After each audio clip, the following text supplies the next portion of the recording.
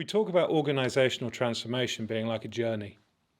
It may be time to change up the metaphor and instead pick something that's a little more in tune with what really happens when we undertake these changes.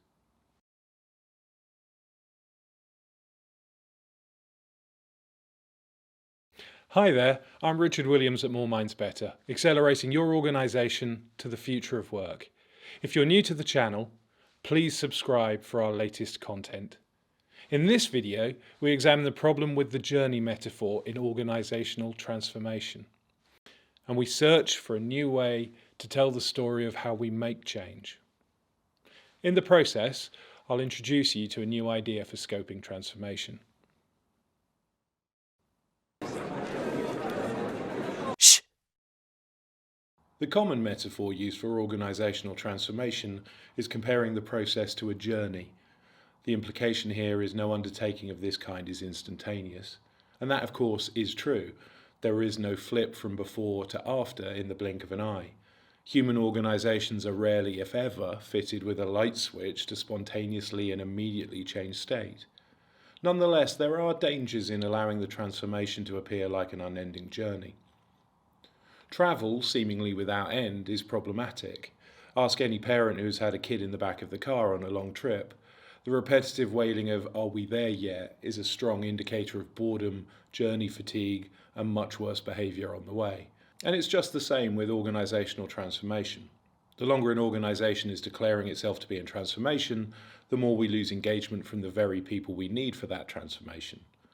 Far from helping to create teams of enthusiastic, motivated and collaborative people, our journey without end makes us unfocused and listless. We march on, but lose our connection with the vision and purpose of the transformation.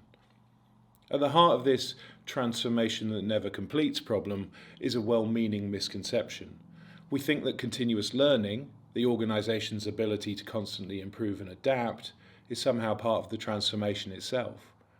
The process of constant adaptation and improvement is hugely important and arguably the most impactful feature of an adaptive organisation.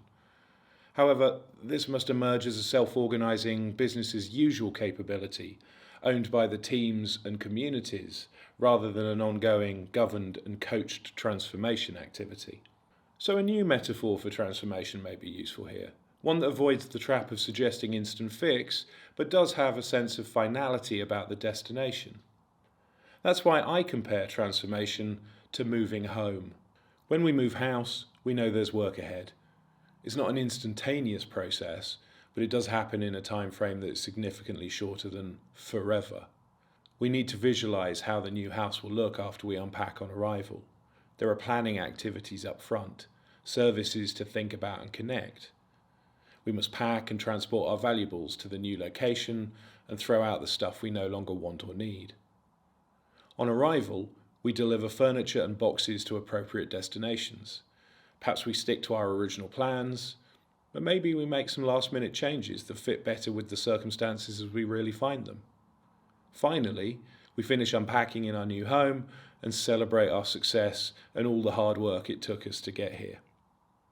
Then, and only then, do we turn our attention to renovation. We continue to improve our new home, a room at a time. Organisational transformation fits this metaphor pretty easily. There is plenty of upfront planning. We set out our goals and vision. We determine our value streams and team topologies. There may be new organisational constructs like a guiding coalition and communities of practice to connect. We may want to bring some of our successful working practices with us on our transformation. After all, let's not throw away those things we do well. Then we execute the transformation itself. We train and encourage our people in new ways of thinking and doing. We implement new tools and practices. If we need to change a few things during the transformation to better optimize flow, we do that too. Above all, we work to meet our goals of transformation as quickly as feasible. We celebrate everyone's success in getting this far and allow the organisation to drive the continuous improvement. The power behind this metaphor is knowing that the transformation does end. In our upfront planning, we need to determine our objectives carefully. I'll steal a well-known concept and adapt it here. We really need to understand our minimum viable transformation. The transformation should be about helping to create teams and operational bodies that are capable of self-organizing, collaborating, and above all, driving their own continual improvement and adaptation. That's the time to declare the end of a formal transformation. So there we have it. If we think of organisational change like moving home and set out the scope of our minimum viable transformation, we can avoid losing engagement from our people. I hope you found it useful. Please like the video down below. And if you're new to the channel, don't forget to subscribe and click the bell for our latest content. For more Minds Better, I'm Richard Williams. I'll see you next time.